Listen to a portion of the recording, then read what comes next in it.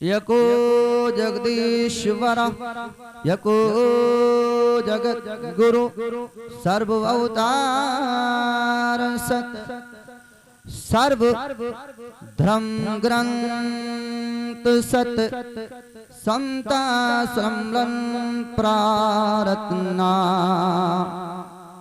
ला इलाहा हरणे पापन इल्लल्लाहु परम पदम धनम वैकुंठ विराज वजपे नाम मुहम्मदम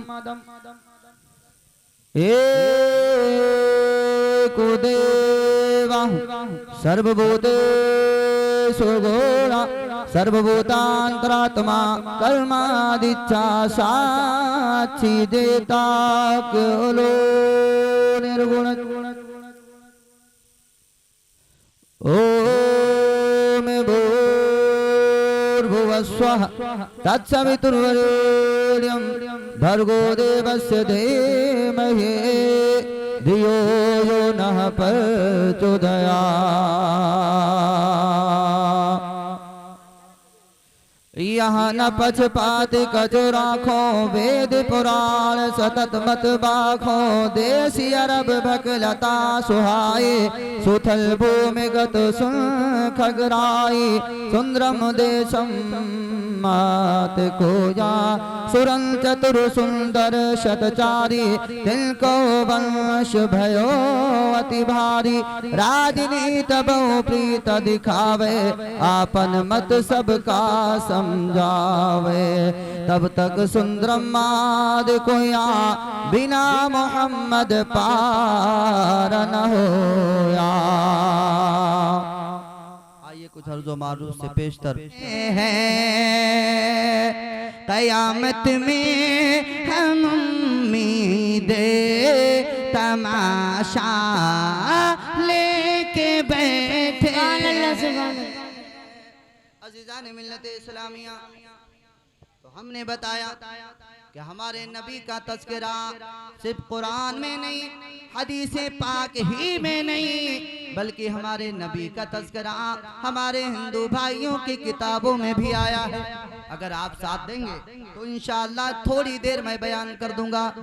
साथ देंगे बोलिए इंशाअल्लाह। देखिए चूंकि मैंने ये कारी रिजवान साहब ने बता दिया था कि एक जगह और मुझे बोलना है मगर वो दूसरे नंबर पर है। पहला नंबर अपना गांव है जिसके लिए मैं इतना खर्च करके आया हूँ।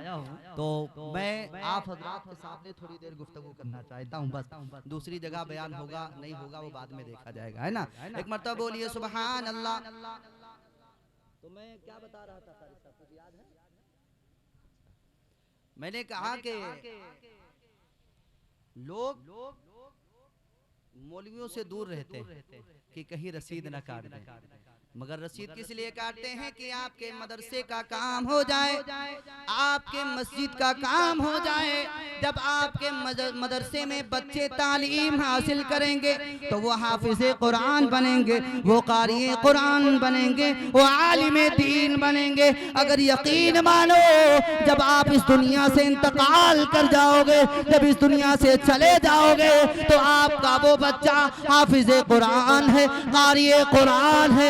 अगर आपके कब्र में पहुंच करके कब्र के ऊपर उसने सूरे फातिहा पढ़ करके इसाले सवाब कर दिया तो यकीन मानो परवरदिगार आलम तुम्हारे कब्र से अजाब को उठा लेगा और तुम्हारे कब्र में अल्लाह रब्बुल इज्जत जन्नत के दरवाजे खोल देगा।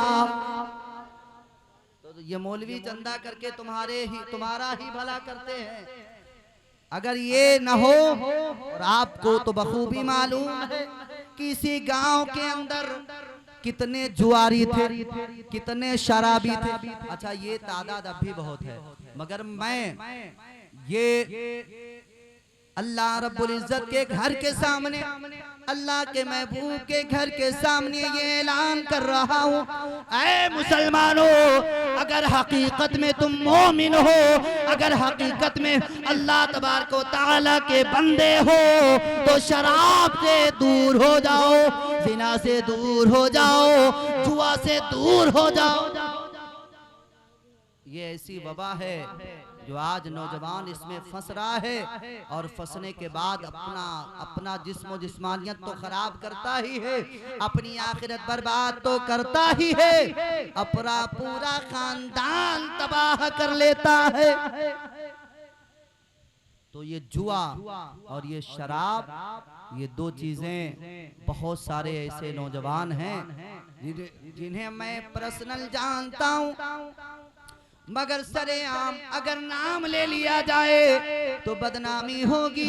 अगर इस बदनामी से बचना है और तुम यहाँ की बदनामी से डरते हो, याद करो जब मर करके मैदाने महशर में परवरदिगार आलम के सामने जाओगे, जहाँ पर सारा जमाना तुम्हें देखेगा, वहाँ पर तुम कौन सा मुंह लेकर के जाओगे? सुभान अल्लाह, सुभान अल्लाह। यहाँ तो मैं छुपा लूंगा, मगर वहाँ कैसे छुपाओगे? याद रखो, जो ये कहते हैं ना कि परेशान है इसलिए नशा करते हैं, दिक्कतें घेरे हुए हैं इसलिए नशा करते हैं, परेशानी घेरे हुए इसलिए नशा करते हैं, मुसीबत ज़्यादा है इसलिए नशा करते हैं। यकीन मानो, अगर नशा करना है तो परवरदिगार आलम के जिक्र का किया करो, नबी पाक के मिलाद का किया करो। अगर नशा करना है तो इश्क़े रसूल का नशा करो, तुम्हारी दुनिया भी सवर जाएगी और तुम्हारी आखिरत में भी बेड़ा पार हो जाएगा। मुसलमानों, मैं सबको जानता हूँ मगर नाम नहीं ले रहा, इशारा आप समझ सकते हैं। सुधर जाओ खुदा के लिए। और ये आज के महफिल में अहद कर लो कि इंशाअल्लाह आज के बाद शराब जैसी मनहूस चीज को, नशे जैसी मनहूस चीज को हाथ नहीं लगाऊंगा। बोलो इंशाअल्लाह। जुआ के करीब नहीं जाऊंगा, ना जुआ के करीब जाऊंगा, ना शराब के करीब जाऊंगा, नशे जैसी चीज के करीब जाऊंगा। यकीन मानो, अगर तुम अहद कर लोगे तो तुम्हारी दुनिया भी सवर जाएगी और मर करके जब तुम कब्र में जाओगे तो कब्र में भी तुम्हारा बेड़ा पार हो जाएगा। हाँ, ये न समझो कि अब आ गया हूं तो हमेशा यही रहना है। ये दुनिया हमेशा हमेश के लिए नहीं है।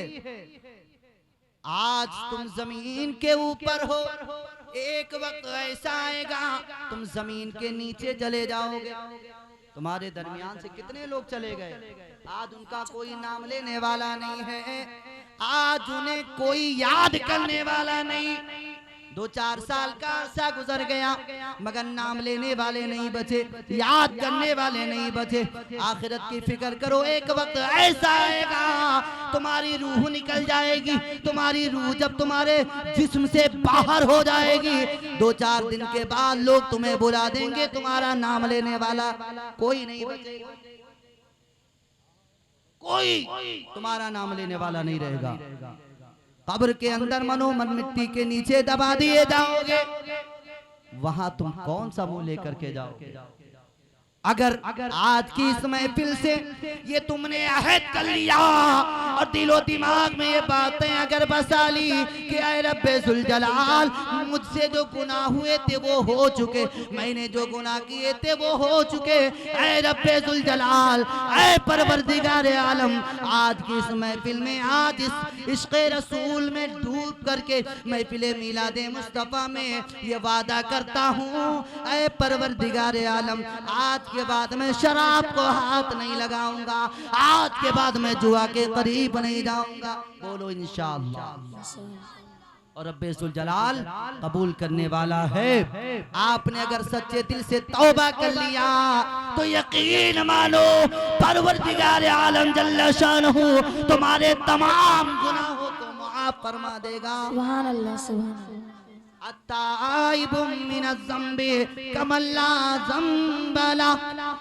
अल्लाह के प्यारे महबूब इरशाद फरमाते हैं कि जिसने तौबा कर लिया वो ऐसा हो जाता है कि उसने कोई गुनाह किया ही ना हो। तौबा करने वाला ऐसा हो जाता है जैसे उसने कोई गुनाह ही ना किया। लिहाजा सच्चे दिल से तौबा करो और इन तमाम बदकारियों से दूर हो जाओ। मौत का कोई ठिकाना नहीं है, वो कब तुम्हें अपने आगोश में ले ले, फिर वहां तुम शराब ढूंढोगे। फरिश्ते इस कदर पेश आएंगे कि बात बनेगी नहीं, तब पछताने से कुछ नहीं होगा। लिहाजा आप भी सवेरा है, आखिरत की फिक्र करो, सुधर। तो आलिमों का काम क्या है? लोगों को समझाना, लोगों को अच्छी बातें बताना। लोग जाने क्यों आलिमों से चिढ़े रहते हैं। हाँ, जलसों में बुलाते रहो जाते। नाच गाने के महफिलों सबसे आगे मिले जाएंगे। हाँ, बोलो हो कि नहीं? ऐसा होता है कि नहीं? महफिलों में जाने से कतराते हैं, मगर नाच गानों की महफिल में सबसे आगे नजर आते हैं। बीवी ने कहा कि कोई काम नहीं करते हो, घर में पड़े रहते हो, दिन भर कुछ कमाओ, वरना बच्चों की परवरिश कैसे की जाएगी। तो कहा मैं जाता तो हूँ मगर कहीं से काम मिलता नहीं है, मैं बहुत परेशान हूँ। कहा क्या काम ढूंढते हो? कहा कोई मुझे अपने घर पे रखने के लिए तैयार नहीं है, कोई अपने घर पे रखने के लिए तैयार नहीं, काम करने के लिए मुझे कोई अपने पास नहीं रख रहा। कहा कोई रख नहीं रहा? कहा नहीं। कहा अच्छा एक काम करो। कहा क्या? कहा देखो मेरे गहने अंदर रखे हुए हैं संदूक में, वो गहने ले आओ और ले जाकर के बाजार में बेच लो, और जो पैसा मिले ना उस पैसे से कुछ खरीदो और उसे फरोख्त करो बाजार में, उससे जो नफा मिलेगा, जो मुनाफा होगा, उससे हमारे घर का खर्च आराम से चलेगा। कहा ठीक है। कहा ठीक है लेकर आओ। बीवी ने अपने तमाम गहने निकाले, तमाम गहनों को निकाला। निकालने के बाद अपने शौहर के सामने पेश किया। देखा तो चांदी, बहुत सारी चांदी थी, चांदी के जेवर थे। लेकर के गया बाजार बेचने के लिए। बाजार पहुंचा, उसे बेचा, 10,000 रुपया मिला।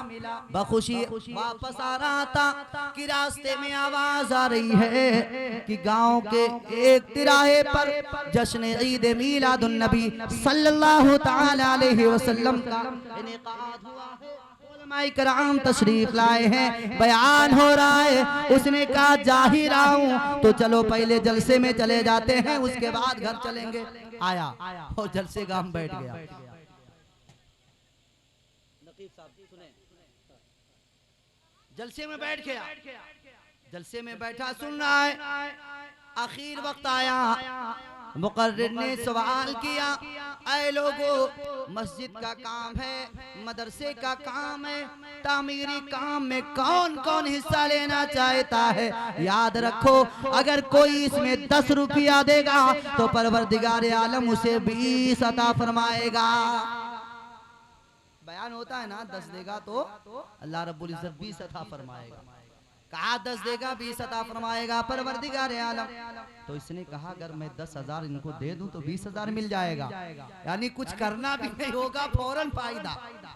बड़ा अच्छा सौदा है।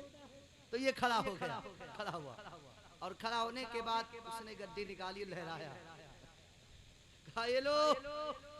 मौलाना साहब ने कहा अरे माशाअल्लाह, नौजवान नारे तकबीर, नारे रिसालत, सदाएं बुलंद होने लगी चारों तरफ से। कहा ले आओ, ले आओ। आया, कहा कितना है? कहा पूरे 10,000। माशाअल्लाह, देखो इस नौजवान ने अल्लाह की राह में 10,000 दे दिए। अल्लाह इसे कबूल फरमाए और इसको इसका अजर अजीम अता फरमाए। चूंकि इसने सुन रखा था, मौलाना साहब ने बयान किया था कि अल्लाह की राह में जो 10 रुपया देता है परवरदिगार आलम उसे 20 रुपये अता फरमाता है। 20 रुपये का फायदा। अब ये देने के बाद में दूर जाकर के और उकड़ुम मार करके बैठ गया। कहा अब मिलेगा 20,000, अब मिलेगा 20,000, अब मिलेगा 20,000। अब ये बैठा रहा, तकरीर खत्म हुई, बयान खत्म हुआ, तकरीर खत्म हो गई, सलाम पढ़ा गया, सलाम के बाद दुआ हुई। कहा कि हो सकता है दुआ के बाद ये दे दे। अच्छा, दुआ जैसे खत्म हुई, मौलाना साहब उठे, अपनी चप्पल सीधी की और गाड़ी में बैठे चले गए। ये दूर से आवाज देता रहेगा, कहा हजरत अरे मेरा पैसा तो हमें दे दो यार। कहाँ चले गए? अब आवाज दे रहा है। मौलाना साहब बैठे गाड़ी में चले, मुकर्रिर बैठे गाड़ी में चले गए। अब ये परेशान, अब सारे लोग चले गए, बेचारा सामने बैठा ताक रहा है स्टेज के ऊपर। कहा क्या बात है? कहा बात ऐसी है जो बता नहीं सकते। कहा हुआ क्या? कहा बहुत बड़ा नुकसान हो गया। कहा क्यों? कहा मौलाना साहब ने बताया था कि 10,000 10 रुपया दोगे तो 20 मिलेगा। अब इसी लिए मैंने 10,000 उनको दे दिया। अब वो लेके चले गए। अब मुझे 20,000 कहाँ से मिलेगा? उनका मुझे नंबर पता नोट करा लीजिए। लोगों ने कहा बताओ, जाओ अपने घर पे, अल्लाह इसका जज़ा, अल्लाह इसकी जज़ा तुम्हें जरूर अता करेगा। ये घर पे पहुंचा, रात का सन्नाटा था, दरवाजे पर दस्तक देता है, आवाज आती है कौन है? कहा तेरा शौहर है, दरवाजा खोल दे। औरत दरवाजा खोलती है। कहा इतनी रात तक कहाँ थे? कहा पूछ मत, वापस आ रहा था तो रास्ते में जलसा हो रहा था, मैं जलसे में बैठ गया। तो कहा सुन करके आए हो? कहा खत्म करके आया हो। कहा पैसा लाए हो? कहा बता नहीं सकता, जल्दी कर, बिस्तर लगा दे मैं सो जाऊं। अरे खाना वगैरह तो खा लो। भूख मर गई, भूख खत्म हो गई, अब भूख नहीं है मेरे, मुझे जल्दी बिस्तर लगाओ मैं सो जाऊंगा। हमारे सलीम भाई माशाल्लाह ये भी मुस्कुरा रहे हैं, सुभान अल्लाह। अभी नहीं के जैसा नौजवान अब इतना परेशान कि जो कुछ था वो भी खत्म हो गया। अब करे तो क्या करे, परेशान। जो कुछ था वो सब दे दिया। नींद नहीं आई, तारे गिनता रहा। रात हुई, सुबह औरत ने कहा चाय पी लो। कहा ना ना चाय नहीं पियूंगा। कहा खाना खाना, कुछ बताओ तो सही। कहा कुछ नहीं। अब रात गुजर गई, दिन आया, दिन गुजर गया, रात आई। अब ये बेचारा बिल्कुल सुमगुम में अकेला बैठा है, 10,000 चला गया। 2 दिन गुजर गए, कुछ खाया नहीं, कुछ पिया नहीं, तो पैखाना करने भी नहीं जाएगा। जब पेट में कुछ है ही नहीं तो निकालने क्या जाएगा? अब बैठा रहा।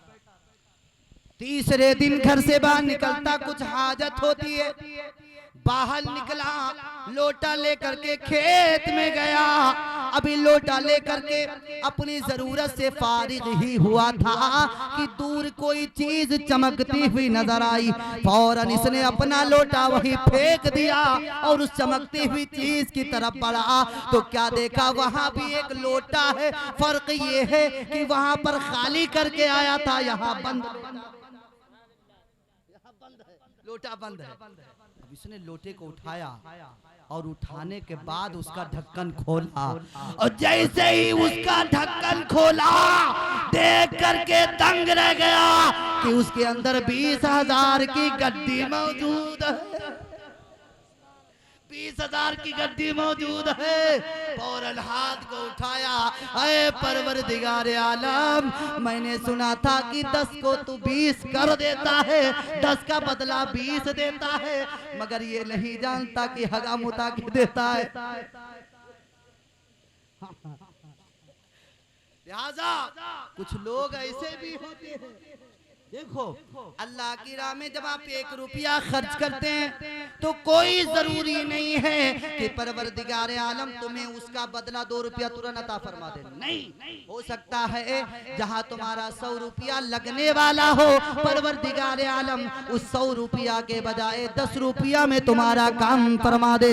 जहां तुम्हारे इलाज में 1 लाख लगने वाला हो, वहां पर 1,000 में तुम्हारा फायदा हो जाए। जहां पर तुम्हारा 10,000 खर्चा होने वाला हो, वहां पर 1,000 में तुम्हारा काम हो जाए। जहां पर 20,000 का खर्चा हो, वहां 2,000 में काम हो जाए। परवरदिगार आलम की राह में जो तुम खर्चा करते हो, परवरदिगार आलम तुम्हें उसका अज्र जरूर अता फरमाता है। सुभान अल्लाह, किसी भी जाविये, किसी भी तरीके से अता फरमाता। लिहाजा अल्लाह की राह में खर्च करने से गुरेज मत किया करो। तुम खुश नसीब हो कि परवरदिगार आलम तुम्हारे पैसे को अपने घर में लगवा रहा है, तुम्हारे पैसे को अपने महबूब के घर में लगवा रहा है। दुनिया में कितने पैसे वाले हैं, दुनिया में कितने दौलतमंद हैं जिनकी दौलत रखी रह जाती है, किसी के काम नहीं आती, मगर तुम्हारा पैसा ऐसा है तो तुम मस्जिदों मदरसा में लग रहा है। सुभान अल्लाह। मगर ऐसे नौजवान आपको मिले, ऐसे लोग आपको मिलेंगे ना, जब गुस्साएंगे ना, जब गुस्से हैं तो जानते हो क्या कहेंगे? जब गुस्से कहें जाओ अब हम आज से तनख्वाह ही न दे, जाओ अब तनख्वाह ही न दे। मैंने एक जगह देखा कि एक मौलाना साहब बेचारे तने तनहा, गांव 100 आदमियों का, अब 100 घर हुए ना, 11वीं शरीफ का महीना, अब 11वीं शरीफ के महीने में सबके घर में नियाज फातिहा करनी है। मौलाना इमाम साहब एक है, तने तनहा है। अब अगर 4 बजे से शुरू कर दे तो 12 बजे तक फातिहा करेंगे। बोलो करेंगे? 100 घर में जाना है तो किसी ने कहा मेरे घर में आओ, किसी ने कहा मेरे घर में आओ। अब एक आदमी भाई वो गौसे आजम तो नहीं है, गौसे आजम का गुलाम, वो तो गौसे आजम थे जो एक वक्त में 70 मुरीदों के घर चले गए। ये गुलामे गौस कैसे रहे? एक के घर में लेट में पहुंचा, देर में गया तो उसने जानते हो क्या कहा कि अच्छा मेरे यहाँ आयो नहीं, अब आयो तनख्वाह लिए तब बताइए। हाँ, सब कुछ उठा करके तनख्वाह डाल दी जाती है, तनख्वाह लेने आना तब बताएंगे। अरे 100-200 रुपया में आप कौन सा एहसान कर देते हो? कौन सा एहसान कर देते हो? ये उलमाए कराम का करम है। परवरदिगार आलम ने इन्हें ये तौफीक बख्शी है कि 5000 में, 10,000 में, 6,000 में, 7,000 में 24 घंटा तुम्हारे गांव में खिदमत करते हैं। आओ बताओ दुनिया में कोई ऐसा मजदूर जो 100-200 में तुम्हारे यहाँ 24 घंटा काम करता हो? बताओ कोई ऐसा मजदूर हो जो 6,000 में पूरा महीना तुम्हारे यहाँ काम करता हो? बताओ आओ कोई ऐसा गिरे से गिरा मजदूर भी अगर आप करते हैं तो 6 घंटे की मजदूरी वो 200 रुपया लेता है, तुम 24 घंटा खिदमत लेते हो, 200 रुपया नहीं दे पाते हो। अल्लाह अकबर। फिर इनके ऊपर उंगली उठाते हो। अल्लाह ने इनके अंदर दर्द रखा है कौम का, और ये कहते हैं कि अगर मैं दूसरा काम करने लग जाऊंगा तो बच्चों को कुरान की तालीम कौन देगा, बच्चों को हदीस की तालीम कौन देगा, बच्चों को अजान का तरीका कौन सिखाएगा, बच्चों को नमाज का तरीका बताएगा, बच्चों को फातिहा का तरीका कौन बताएगा, बच्चों को इसाले सवाब का तरीका कौन बताएगा? मगर ये 6,000 भी तुमसे नहीं निकलता, इसमें भी एक दूसरे की ग़ीबत चुगली। आओ तो बताएंगे, आज से हम चंदा नहीं देंगे। जाने कितनी बातें लोग। अल्लाह तबारक व तआला आप सबको अक़ल सलीम अता फरमाए। बोलिए आमीन। अल्लाह रब्बुल इज्जत। हाँ, 200 रुपया में मजदूर मिलेंगे? अरे दिहाड़ी जो करते हैं वो भी नहीं मिलने वाले। 6 घंटा काम करेंगे और 200 रुपया दोगे तो दूसरे दिन आएंगे, नहीं दोगे तो नहीं आएंगे। यहाँ 2-2, 4-4 महीने की तनख्वाहें बाकी रहती है। एक तो 6,000 इकट्ठा वो भी मिलती नहीं है टाइम से। बताओ तो उलमाए कराम की खिदमत करो। यकीन मानो अगर ये ना होंगे तो तुम्हारे यहाँ निकाह पढ़ाने वाला, जनाजा पढ़ाने वाला, फातिहा करने वाला, जुमा पढ़ाने वाला नहीं मिलेगा। इनकी कदर करो, जो तुमसे हो सके इनकी खिदमत किया करो। हमारे बिरादरे वतन, हमारे हिंदू भाइयों के यहाँ एक किताब है, किताब का नाम है भगवत गीता। क्या नाम है? क्या नाम है? भगवत गीता। अगर किसी के पास हो तो उठा करके वो देख सकता है। भगवत गीता के अंदर एक मंत्र आया है। मंत्र है, मंत्र कैसा सुनो। मंत्र आया ओ में तत्वदी पल्ली पाती न प्रे प्रश्ने न सेवया अपदेशे अंत ते ज्ञानम ज्ञानिनः तत्वदर्शिनः। आए लोगों जो उलमाए कराम होते हैं, जो आलिम रब्बानी होते हैं, जो आलिम दीन होते हैं, इनके कदमों में बैठा करो, इनकी खिदमत किया करो। किसमें आया है? हमारे बिरादरे वतन जो हिंदू भाई है ना, इनकी किताबों में जो भगवत गीता है इसके अंदर आया। अब आज तो माहौल ऐसा है कि जितना हम कुरान से दूर हैं, इससे कहीं ज्यादा हमारे हिंदू भाई किताबों से दूर है। अब जो पंडित बता देता है वही ये मान लेते हैं। मैंने एक पंडित जी से एक सवाल किया, मैंने कहा महाराज ये बता दीजिए मैंने कहा आप तो विद्वान हैं, पढ़े लिखे हैं, मेरे एक सवाल का जवाब आपको देना है। कहा बताइए। मैंने उनसे पूछा, मैंने कहा भगवत गीता के अंदर एक मंत्र आया है, वो मैं आपके सामने पढ़ रहा हूँ। तो कहा बताइए। तो चौथे अध्याय का मैं तो 30वां मंत्र पढ़ा उनके सामने। मैंने कहा महाराज ओम किम तद्ब्रह्मा किम अध्यात्मं किम किम पुरुषोत्तम आदिभूतम तत्प्रोक्तम आदिदेवं किम उच्यते। बोलिए, बोलो आप लोग सुभान अल्लाह। मैंने कहा महाराज ये बताओ कि मैंने जो ये मंत्र पढ़ा है इसके अंदर कृष्ण जी क्या कह रहे हैं, क्या बता रहे हैं, और अर्जुन उनसे सवाल क्या कर रहे हैं। तो चूंकि विद्वान थे, पढ़े लिखे थे, तो मैंने कहा आप ही बताओ, आप ही से मैं सुनना चाहता। तो क्या बताया गया है, हे कृष्ण ये बता दीजिए कि इस पूरे ब्रह्मांड को किसने बनाया है, जिस्म को बनाने वाला कौन है, जिस्मानियत का पैदा करने वाला कौन है, रूह को बनाने वाला कौन है, रूह को डालने वाला कौन है, रूह निकालने वाला कौन है, रूह को डालता कौन है, रूह को निकालता है कौन, इस पूरे ब्रह्मांड का रचयिता कौन है, उस पूरे ब्रह्मांड को पैदा किसने किया, और दंडवत किसकी करनी है, पूजा किसकी करनी है, हाँ पूजा इबादत किसकी करनी है, आप बता दीजिए। क्योंकि वो मानते हैं कि यही हमारे परमेश्वर हैं, यही हमारे परमात्मा हैं, यही हमारे भगवान हैं। तब यहाँ पर अर्जुन जी पूछते हैं महाराज इस पूरे ब्रह्मांड को, इस पूरे आलम, इस पूरी कायनात को किसने पैदा किया है, इंसानों के जिस्म में जान कौन डालता है, निकालता कौन है, रूह कौन डालता है, रूह को निकालता कौन है, रिस्क कौन देता है, खिलाता कौन है, पिलाता कौन है, ये सब आप करने वाले हो, ये सब आप करते हो कि इसका करने वाला कोई और है, इबादत आपकी करनी है कि किसी और की करनी है, ये आप बता दीजिए। क्योंकि हमारे यहाँ हिंदुस्तान के अंदर कुछ लोग ऐसे हैं जो सूरज को अपना खुदा मानते हैं, जमीन को अपना खुदा मानते हैं, चांद को अपना खुदा मानते हैं, सूरज को अपना खुदा मानते हैं, समंदर को अपना खुदा मानते हैं, चांद और सूरज को अपना खुदा मानते हैं। आलम ये है जो पत्थर है उनको भी अपना खुदा मानते हैं। तो महाराज ये बता दीजिए कि इबादत किसकी करनी है, आपकी करनी है कि ब्रह्मांड में कोई और दूसरी चीज है जिसकी इबादत करनी है, जिसकी पूजा करनी है, जिसकी अर्चना करनी है।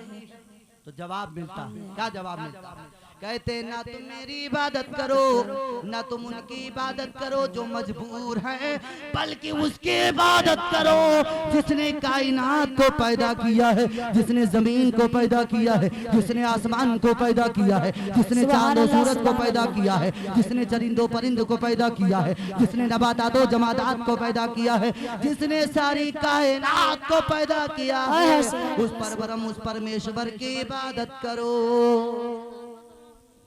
की परस्तिश करो। तो कहा कौन, कहते हो वायु देगमोर वरुषसा कपर्दा परस्तंभ प्रतामहस्य नमो नमस्ते तो संस्कृता नमो नमः। महाराज बताते वायु को पैदा, हवा को पैदा करने वाला एक परब्रह्म है, आग को पैदा करने वाला एक परब्रह्म है, पानी को पैदा करने वाला एक ही परमात्मा है, चंद्रमा को पैदा करने वाला एक ही परमेश्वर है, सूरज को पैदा करने वाला एक ही परमेश्वर है, पूरे ब्रह्मांड को रचने वाला, जिसकी जो रचयिता है, जिसने रचना की है वही खुदाए वहदहू ला शरीक है। उसी के सामने झुकना भी है, उसी के सामने दंडवत भी करनी है, उसी के सामने झुकना और उसी का सजदा करना। ये किसने बताया? हमारी किताबें तो बताती है, हमारे बिरादरे वतन, हमारे हिंदू भाइयों की किताबों में आया, मचल कर बोलो सुभान अल्लाह। ये है हमारा मतलब। मगर आज कुछ लोग ऐसे हैं जो ये कहते हैं कि नहीं, हम मुसलमानों को यहाँ से भगा देंगे, हम इन्हें यहाँ रहने नहीं देंगे, हाँ ये जाए अपना अलग मुल्क बनाएं। तरह तरह की बातें होती हैं, आप भी सुनते हैं, हम भी सुनते हैं।